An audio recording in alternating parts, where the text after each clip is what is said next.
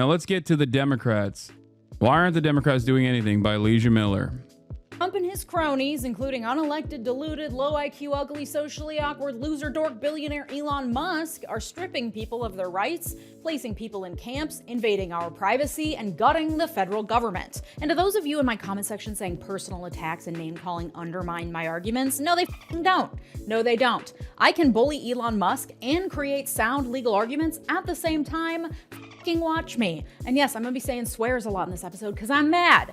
The uncensored version is available on my Patreon linked below. And in response to this tyranny, this all-out war on democracy, on the very foundations of our country, of the rule of law and of the Constitution, our lawmakers are, sending strongly worded letters, tweeting, holding press conferences. I don't know about you, but it feels like, not enough. Today, we're gonna talk about what the Democrats are and are not doing, what they should be doing, and what to do about all of it. Let's get into it. But first, a very big palate cleanser. It's almost Valentine's Day, and whether you're partnered up in a throuple, single, and ready to mingle, or in a never-ending series of situationships, you deserve to celebrate. And listen, in these trying times, finding anything to celebrate is a major win. What better way to celebrate love than with the most comfortable underpants of your life? Thank you to MeUndies for partnering with me on today's video. MeUndies offers insanely comfy and sexy underpants and loungewear to buy or gift this holiday season.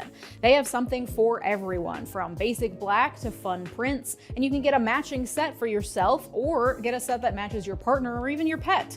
And they have loungewear too, including joggers, hoodies, onesies, and more. It's comfy, it's responsibly sourced, and hey, if you don't love your first pair, it's on MeUndies. That's how confident they are, and I am, that you'll love your MeUndies. But how could you not love them? Look at this sassy little Kiss My Peach set I got. We're keeping it PG here, so calm down, but just know they're flattering and comfy as heck. This Valentine's Day, give the gift that'll always have them thinking of you, and get 20% off your first order, plus free shipping at MeUndies.com/Leeja, and enter the promo code Leeja. That's MeUndies.com/Leeja. Enter promo code Leeja. Thanks, MeUndies. So let's get the lay of the land here, because as I keep saying, the point is to overwhelm us to the point of not caring. So we need a big picture moment to understand where we are. Trump passed a ton of executive orders right away after his inauguration. I went over all of them in a previous episode.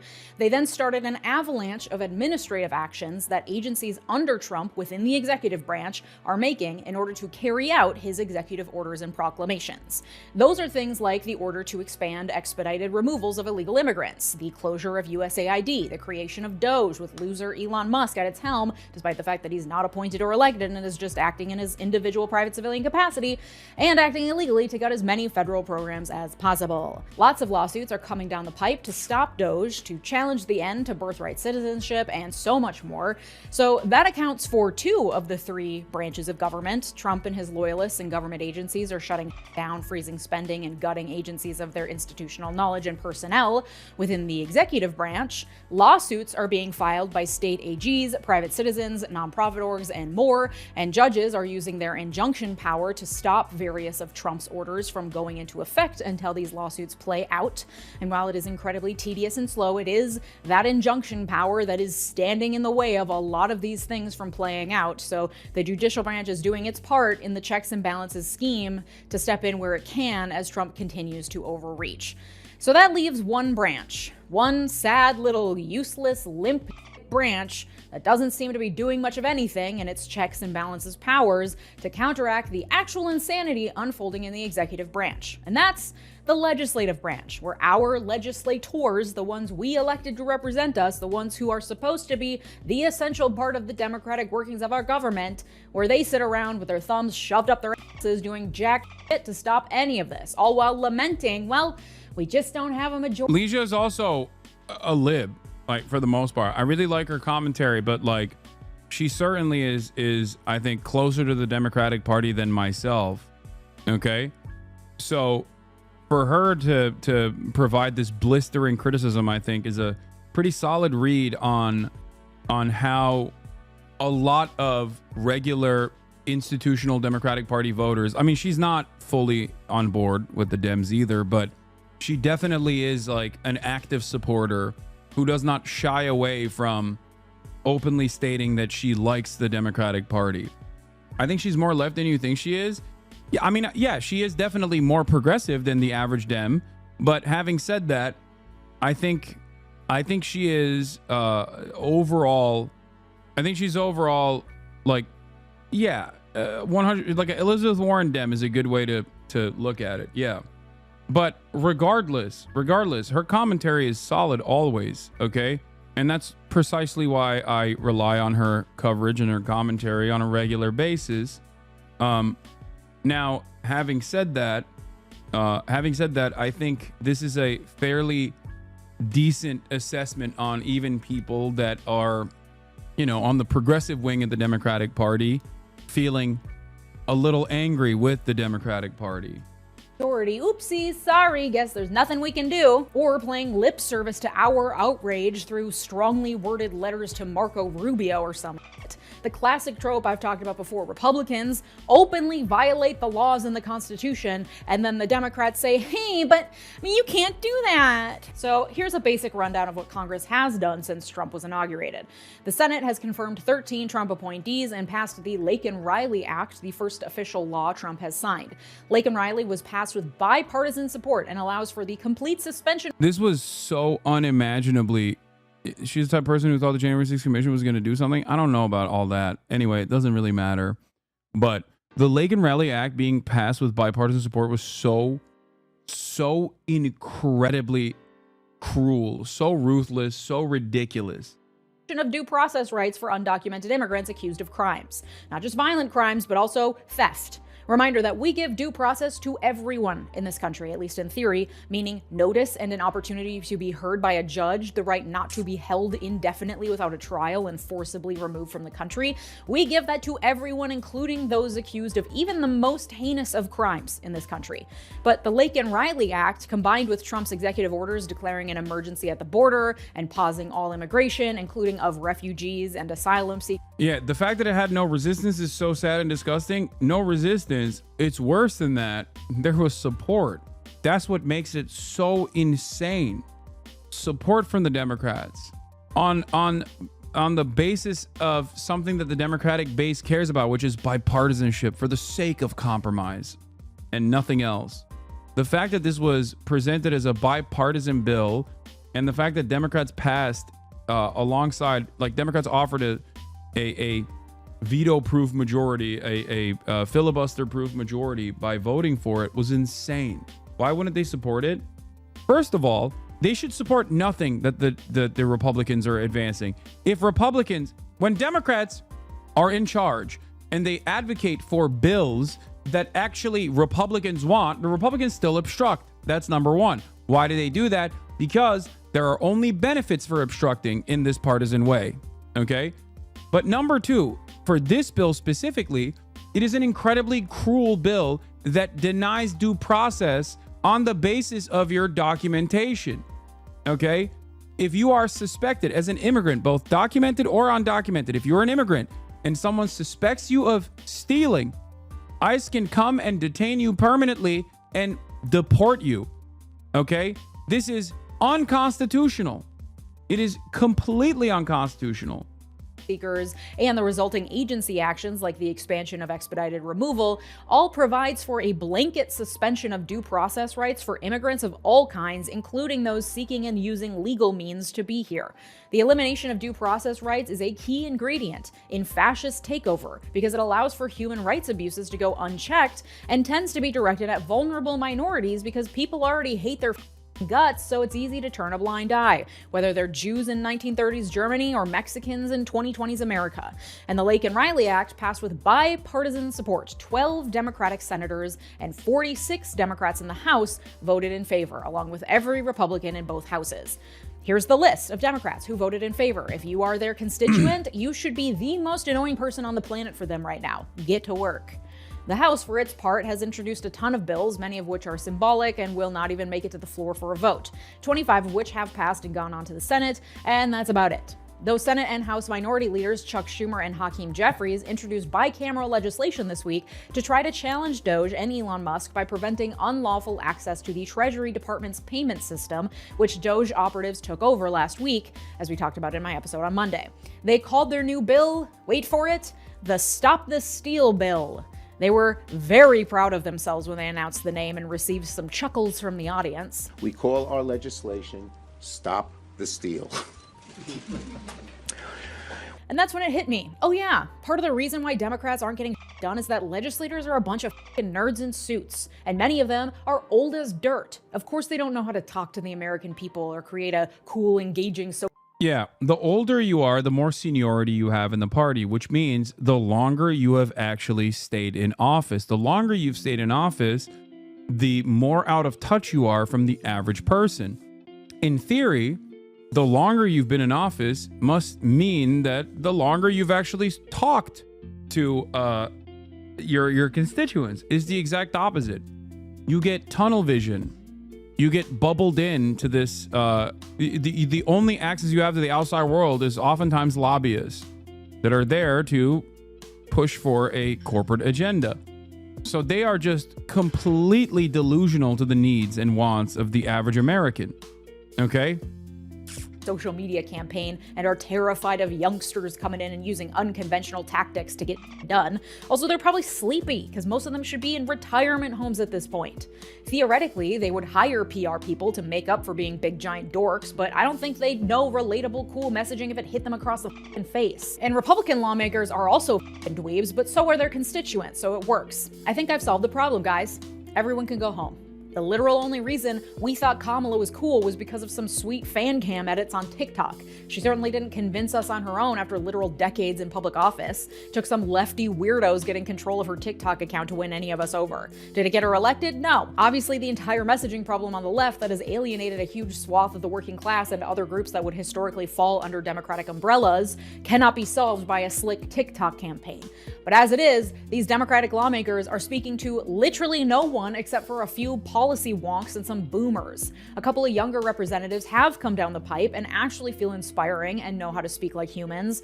AOC, Jasmine Crockett, Katie Porter, but name me a single cool Democratic senator that can speak like a human and makes you excited about politics. I'll f***ing wait.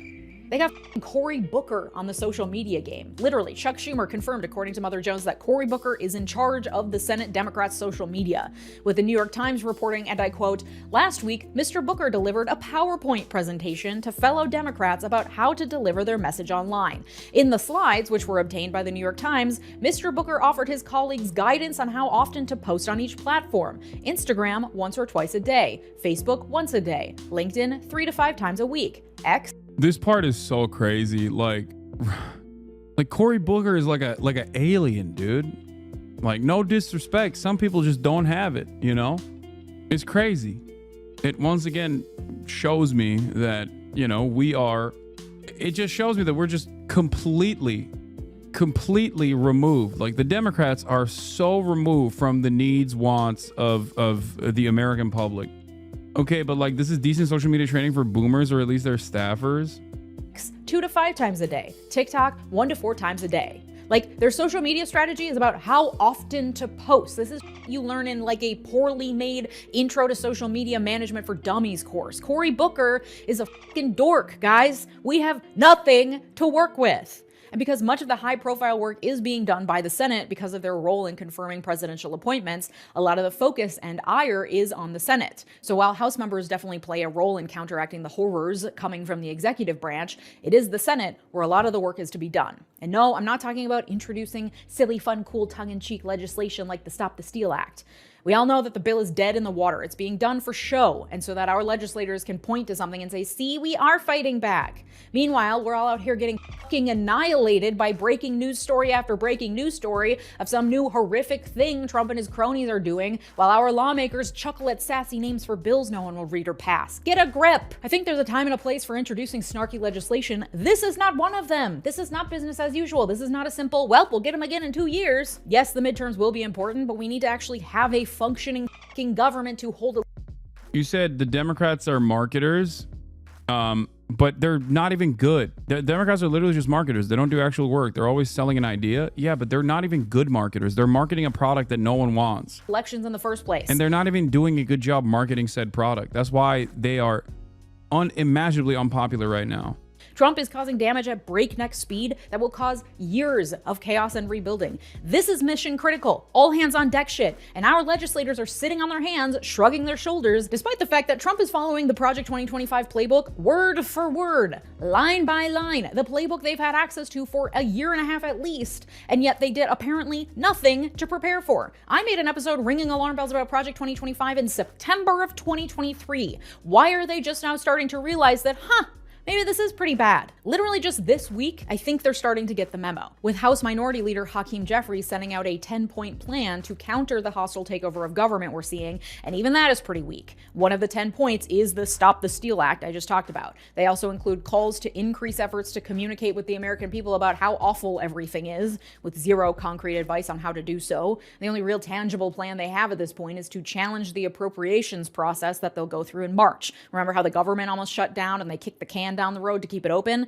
Well, they kicked the can to March. And because appropriations bills require a larger majority to pass, Democrats will actually have some sway in that process, especially because there are some Republicans that just straight up will never vote in favor of an appropriations bill because they believe the government shouldn't spend any money at all. And until March, I guess the plan is... Yeah, like gift after gift handed to the Democrats.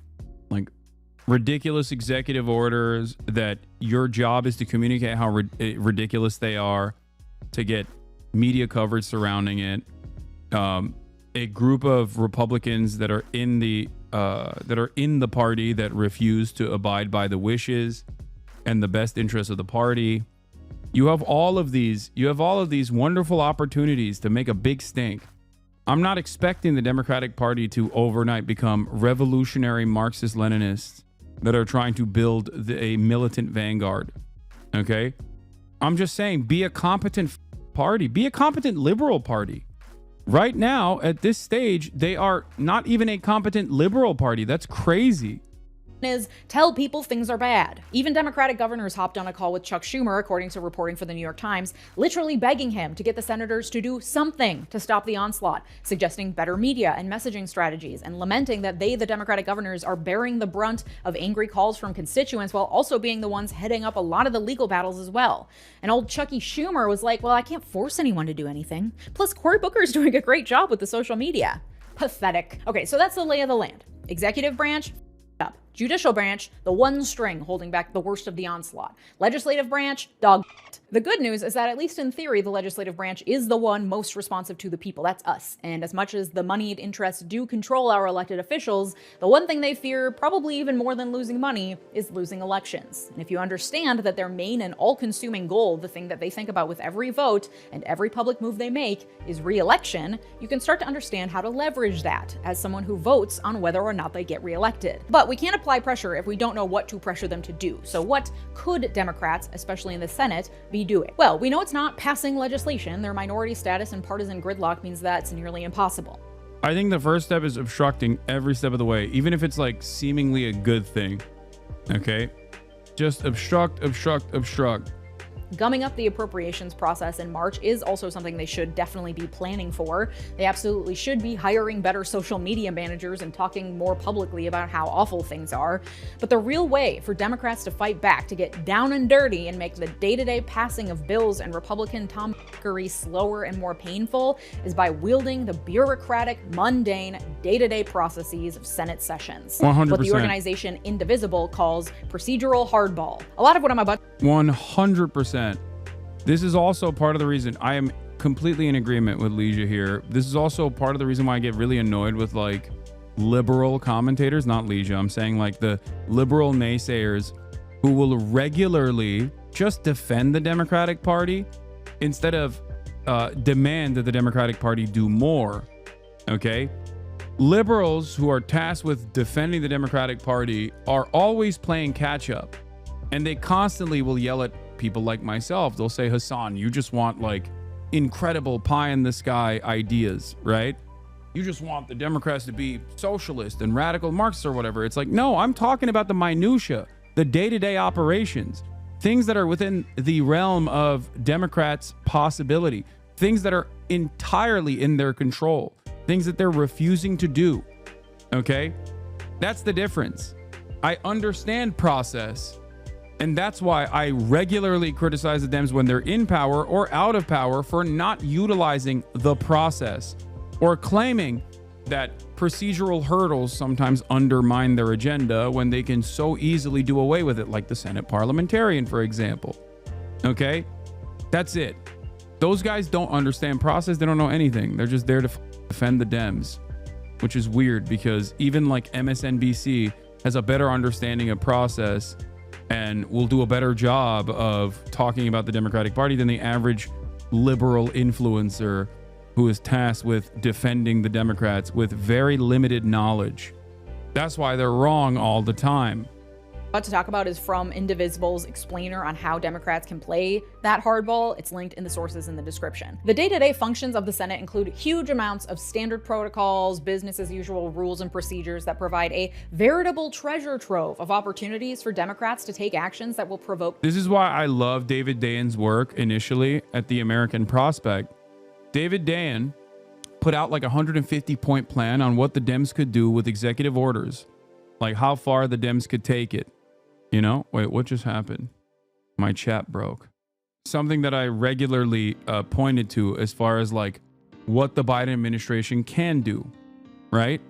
Of course, they didn't really do it. Yeah, they had an executive action. They had an executive action tracker. Like, this is boring process. Okay. Out of 111 actions, there are 23 yes, 19 partial, 6 no, and 1 no longer applicable. Like, there are plenty of people who are very progressive that urge the Democrats to do the right thing for free. They're putting this out there. Okay. They're putting this out there for free. If the Dems would follow through on any number of these different suggestions, they would be infinitely more popular.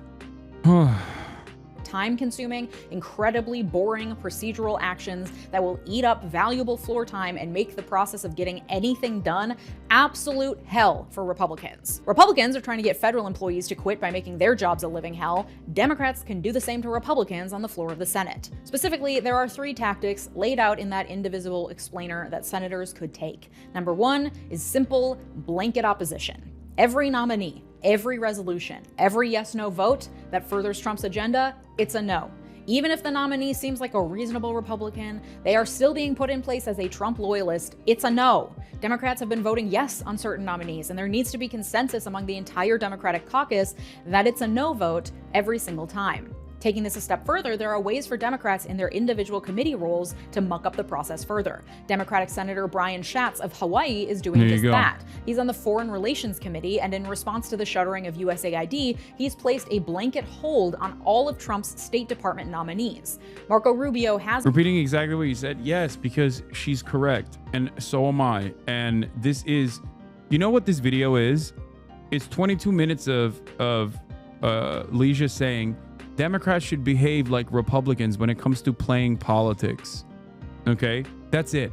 That is the message that I have had as well. Republicans play politics all the time. They play hardball all the time. They do it very successfully. Okay, Democrats don't. They're constantly seeking out bipartisan compromise for no reason other than the concept of bipartisan compromise being a virtue in and of itself. That's it.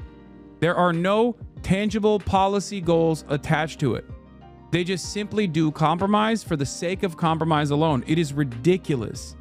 Has already been confirmed as Secretary of State, but every official below him, from his deputy to major ambassadorships, have not yet been confirmed. By placing a blanket hold, Schatz isn't completely blocking the confirmation process, but it requires Republicans to jump through a number of additional procedural hoops and waste valuable floor time to get any new person confirmed. It slows down the process. And that valuable additional time gives all of us a chance to breathe and a chance to respond and react to each new thing instead of it being a constant onslaught. Blanket opposition, combined with tactics like blanket holds, will show a united front within the Democratic caucus and will help to slow Republican actions even if they can't stop them completely. Next tactic is weaponizing quorum calls. Technically, according to the Constitution, the Senate cannot conduct business unless there is a quorum present, meaning a majority, meaning 51 senators. However, in reality, there is hardly ever a quorum actually present, but typical Senate decorum, the friendly thing to do, is for senators to not ask if a quorum is present before conducting official business, because if it is officially established that a quorum is not present, the work of the Senate grinds to a halt. They can't do anything, and they have to either adjourn for the day or the sergeant-at-arms has to literally call senators back to the Senate floor and forcibly retrieve them. What's fun is that any senator can call for a quorum check at any time. Calling for a quorum check forces the clerk to do a roll call of all 100 senators out loud. If the roll call is finished and a quorum is not met, the Senate cannot proceed. So Democratic senators can call for quorum checks, forcing Republicans to prove they have a quorum anytime they try to do anything. They can also stage a walkout, assuming that there are some Republicans. How can you stop Elon? Okay. There are a number of different committees that Democrats sit on. They can use those committees to open up investigations into Elon Musk. Republicans have done this for infinitely sillier Republicans literally did this to basically beef up the lie that Hunter Biden, for example, was somehow connected to Joe Biden, and the entire Biden crime family was doing crimes. This was a falsehood. They knew it was a falsehood, which is precisely the reason why they didn't do open door meetings. They did closed door meetings instead. And then they would leak details to Fox News with the hopes of lying to the public even further. Okay? And under other circumstances, they also actively undermined Hillary Clinton with the Benghazi investigations. It was more costly and more time consuming than the 9/11 Commission. Okay? That's how much they actually spent time on Benghazi, making it seem as though Hillary Clinton deliberately murdered like 7 diplomats or whatever in Benghazi, if you remember. Kevin McCarthy famously took credit for ruining Hillary Clinton's credibility by keeping her preoccupied with the Benghazi meetings. Okay? Like, he openly said it. It wasn't a lie. This is a real thing that they admitted. Benghazi was a valid investigation that was weaponized against Hillary Clinton and the Democratic Party. And the Hunter Biden stuff was not a valid investigation that was weaponized against Joe Biden. Okay, I'm giving you 2 different examples. One is a real thing, okay, and understandably investigated, even though the degree to that investigation is obviously political. The other is a ridiculous investigation that was built around a falsehood, okay? Democrats could do both if they chose to do so. Democrats could at least do valid investigations into the likes of Elon Musk, for example. Go after Jared Kushner's business dealings. Those are valid investigations. Those are worthy investigations because there's violations there. Okay? That's it. Not present, which usually some aren't, meaning that there would not be a quorum present if all Democrats leave the Senate floor. But even if technically there is a quorum present, they can still call for a check at any time to gum up the process. This will be incredibly boring. It will make Republicans' jobs really boring and bad. It'll be so annoying, and it'll go against decorum and protocol, and that's the point. And then the final tactic is blocking unanimous consent. Unanimous consent is used to skip over procedural requirements involved in things like setting dates, moving things on the schedule. Pretty much nothing can happen in the Senate unless there are no objections. But by saying unanimous consent, they're assuming there are no objections and they just kind of jump over that. Senators request unanimous consent for things to happen, and usually there's no objection and things move forward swiftly. I imagine you can see where this is going. Senators can object. Refusing to work with bolster Republicans and make them look like the good guys, that's so silly. You're so wrong. Walk out on quorum calls, the stupidest idea I've ever heard, respectfully. Yeah, we have to keep working with the Republicans because then they'll look like a bad guy. What are you saying? When have Republicans ever worked with the Democrats? They don't. The people are begging the Democrats to actually fight back against the Republicans. Even if what you're saying was completely unpopular, it would still be the right thing to do. But luckily, it's also not unpopular. It's a popular thing to do. Partisanship is the name of the game. Yeah, working with them on every single literal issue has been so fruitful so far. That's why their popularity is historically low. You know, like the bipartisanship on the Laken Riley Act. You'll look mean. To anything, any procedural step, any request, anything a Republican senator wants to do, no matter how small, cannot move forward if a single Democrat objects. Things will probably eventually move forward if the objection is like frivolous, for example, but when a senator objects, it starts down a rabbit hole of further procedural hoops that must be jumped through, including, for example, roll call votes, debates, and delays. Democrats can take it a step further by using their entire allotted 30-minute debate time whenever it's available. It means zero fast-track confirmations. It means, again, making Republicans' jobs as hard as possible, as boring as possible, as tedious as possible. It's making their day-to-day work nearly impossible. Not completely impossible. They still have a majority. They'll still get things done, but the pace would be dramatically decreased. You know, we always complain about how it feels like Congress can't get anything done. Might as well make that fact work in our favor. Often, blocking unanimous consent and requiring quorum calls can go hand in hand. Typically, because senators need time to have informal discussions, negotiations, take time to figure things out, they will pause work on the floor of the Senate by— Like, the saddest part about this isn't even, like, this is below bare minimum, okay? Like, that's what's so crazy about it. It's below bare minimum. Like, this is what you should be doing already, and then we should get mad at the fact that you're not doing more of it. Okay, procedural hurdles and obstruction across the board is literally not even expecting the Democrats to do their jobs. Is to expect the Democrats to do less than what their job is. A competent party on top of that would be trying to find bipartisan compromise in areas that actually suit the Democratic agenda. What are your thoughts on Asmongold talking about you promoting a terrorist propaganda clip? I don't know the story. Yeah, that's me. You're probably wondering how I got here. By suggesting the absence of a quorum. This requires the clerk to then read out all 100 names and take a roll call. And the clerk will do that usually incredibly slowly on purpose, knowing that it's just being called to give senators time to discuss or until the next senator wishes to be heard. It's just part of the business of day-to-day operations in the Senate. You could go to senate.gov and click watch live Senate floor proceedings on any given day and you'll see this in action. A senator will make their statement. Yeah, here, look. Hakeem Jeffries met privately with Silicon Valley donors in a bid to mend the fences from Politico. Here's a remarkable quote that really gets to the heart of what mending the fences means in this context.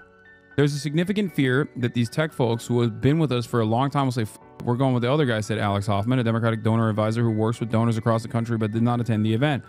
These donors are also pissed, watching former and current colleagues have unlimited unchecked power and getting richer off of this, and they're not. They're going back to their Silicon Valley boosters and saying, oh, please don't leave us to get the unlimited unchecked power from the Republican side. We will give that to you once we are back in office. This is the exact opposite of what the Democrats should be doing. We're completely hostage to the whims of capital. It is crazy. And then suggest the absence of a quorum when they're done. By the way, if you're wondering why they don't routinely on billionaires and become like a true populist, left populist party, that's the reason.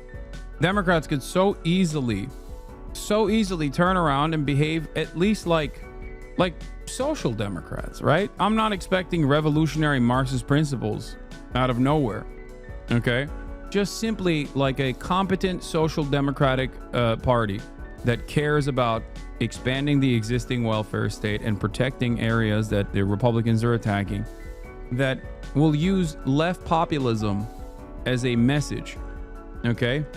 Ironically enough, people are sometimes confused when I say stuff like this. They're confused and think I am also a social democrat. I always maintain the position that I am perfectly comfortable and happy with social democracy in the interim, given how devastating American capitalism looks like, and given how limited the American left actually is in this country, where people have an inherently reactionary attitude towards any sort of socialist initiative. It's the Bernie method. If you listen to Bernie Sanders, while he simultaneously says that he is a democratic socialist or a socialist or an anti-capitalist, his advocacy revolves around social democratic principles for the most part. The reason for that is because he is trying to do as much harm reduction as he possibly can. That's it. And even then, he is treated like a radical. It's normal. The clerk will start calling names, but then when the next senator stands up and is ready to speak, they will request unanimous consent to end the quorum call. It will be granted, the senator will speak, and then they'll suggest the absence of a quorum again, and the clerk will once again start very slowly reading off the names. Anytime that unanimous consent is requested so a senator can speak, Any Democrat can object, requiring a full roll call vote on whether or not to move forward. So they'd object to the senator asking for an end to the quorum call, triggering a full vote tally on whether or not to end the quorum call, which would require listing off every senator and taking their vote. And then if it's not unanimous, there could be a debate that follows. It could eventually lead to allowing the quorum call to finish, showing an absence of a quorum, grinding Senate work to a halt. Like, it would be so stupid and so boring. And they can just do that over and over and over, anytime any Republican asks for anything to be done with unanimous consent. Again, things will eventually get done, but it will be so much slower and it will be so painful and so boring. The name of the game is block, delay, obstruct. The reason Democratic senators aren't already doing this, because you know that they could be, is the same reason why you wouldn't want to do it either. It's boring as It's also embarrassing because it goes against decorum and, the way we do things. So they'd have to make themselves look a little ridiculous by standing up and objecting to things no one ever objects to, and that are actually pretty absurd to be objecting to in the first place. That's the point. Democrats always try to take the high road, to stick to the way things are, the rules and regulations, because they think it makes them seem more legitimate, more credible, because they're following the rules. That's not— Surely the Dems are doomed to terminal decline. Isn't that a good thing? I mean, this is something that I talked to Michael from Pennsylvania, Central_Committee, in the lead up to the election. He has a more positive outlook on this process. I do not. I just don't think that when the Democrats perish, that there will be a Labor Party that is born out of the ashes. I think that when the Democratic Party perishes, we just have, fascism, which is what's going on right now. That's not the protocol right now, though. It's time to play dirty, and this is the best way to do it. The trick is to make sure that these senators are also communicating why they are doing it, so people don't look and see them gumming up processes and making a mess in the Senate and think, wow, what is wrong with this person? They aren't doing their job. Democratic messaging has to be, we are doing our job to protect this country from the complete takeover of fascist rule. This is how we do it without a majority or any power. We are slowing the process down for you. That needs to be the message. Okay, so we're blocking, we're delaying, we're obstructing. But how do we, as individual private citizens, use our voice to push the legislative branch, the one that's supposed to be answerable to us, to do what we want it to do? Well, much like we are asking our Democratic senators to do, we must also be annoying as hell for the good of the nation. That means that if you have Democratic senators, keep an eye on what they're doing and call them and tell them what I just told you. Send them the link to the indivisible explainer I linked in the sources. Tell them you expect them to vote no on everything. Push them to delay through playing procedural hardball. Show up to their state offices. Yes, your senator has an office in your state where you can go and make your voice heard.